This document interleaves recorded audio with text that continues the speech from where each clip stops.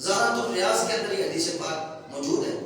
جو نماز کی حفاظت کرتا ہے اس کے لیے انعام و اکرام کا اعلان، جو چھوڑتا ہے اس کے لیے واضح سزا کا اعلان.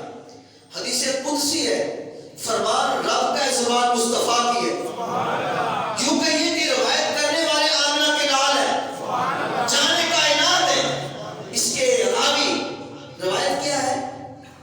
حضور جانے جانا صلی اللہ علیہ وسلم نے فرمایا، اللہ تعالیٰ فرماتا ہے ثلاث من حافظ علیہن فہو ولی لی حقا. فرمایا جو آدمی 3 اعمال کرتا ہے وہ میرا حقیقی دوست ہے. جڑا بندہ 3 کام کرتا ہے، 3 عمل کرتا ہے، میرا حقیقی دوست ہے. ومن ضیعہن فہو عدو لی حقا. اور جو ان 3 کاموں کو ترک کرتا ہے میرا حقیقی دشمن ہے. اور صحابہ اکرام تے پھر ہر نیک عمل دے خواہش مند سن جی. جدو سرکار نے حکم فرمایا صحابہ سامنے بیٹھے، سر چکا کے عرض کی تھی انظرنا، ہمارے حال پر رحم فرمائے، ہمیں بات سمجھ نہیں آئی، ذرا وضاحت فرما دیں کون سے عمل ہیں جو عمل کرے گا وہ اللہ کے دوست کہلائیں گے، اللہ کے ولی ہوں گے، جو چھوڑے گا وہ دشمن ہوں گے. یا رسول اللہ یہ تو فرما دیں وہ عمل کیا ہے تاکہ ہمیں پتہ چل جائے، ونڈ پہ جائے دشمن کون ہے سجن کون ہے. فرمایا صحابہ کے اس سوال پر الصوم والصلاۃ وغسل الجنابہ، فرمایا ایک روزہ ہے، روزہ رکھنے والا رب دا محبوب ہے. الصوم جو روزہ رکھتا ہے وہ اللہ کا دوست ہے.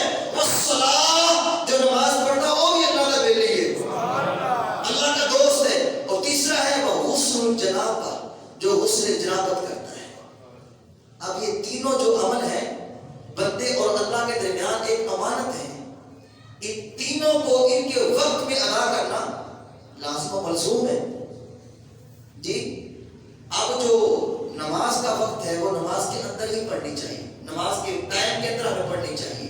بیٹا مانی اور سیانے کہتے ہیں بیٹے بھی ٹکرانا مارو. ہاں اگر کوئی مجبوری شرعی عذر ہے کہ سفر سے گئے ہو، کوئی اچانک مہمان آ گیا ہے، واش روم آیا ہے، تیز ایلی بارش ہے، تسی مسجد آ نہیں سکتے یا دشمن کا ڈر ہے، آپ سلطان نے جماعت چھڈن دیا.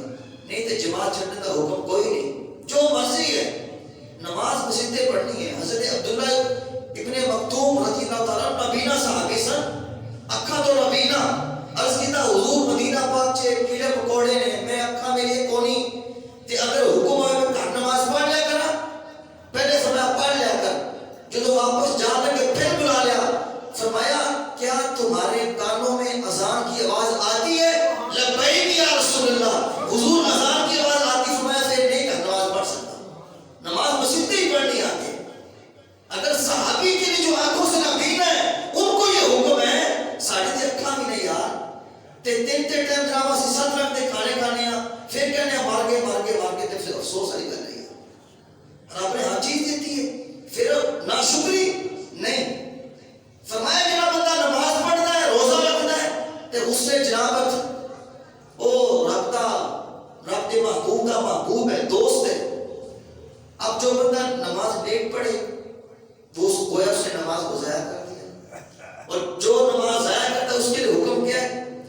جانے کائنات صلی اللہ علیہ وسلم فرماتے ہیں کہ جب مجھے آسمان کی طرف لے جایا گیا، میں نے آسمانوں پہ دیکھا، ایسے مرد دیکھے، ایسی عورتیں دیکھی جن کے سروں پہ چوٹیں ضربیں لگائی جا رہی تھی، وہ چیخ رہے تھے، چلا رہے تھے، اور خون یوں بہ رہا تھا جیسے خون کی ندیاں بہ رہی ہوں. وہ کیا کہہ رہے تھے؟ یا ویلا یا ثبورا، ہائے ہلاکت، ہائے میں مار گیا، ہائے میں مار گیا.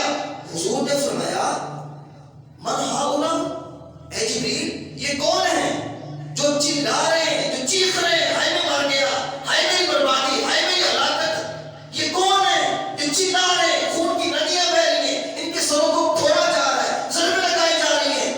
عرض کی مالک و مولا، اے اللہ کے محبوب، یہ وہ لوگ ہیں الذین یصلون الصلاۃ فی غیر وقتها، جو نماز کو غیر وقت میں پڑھا کرتے تھے.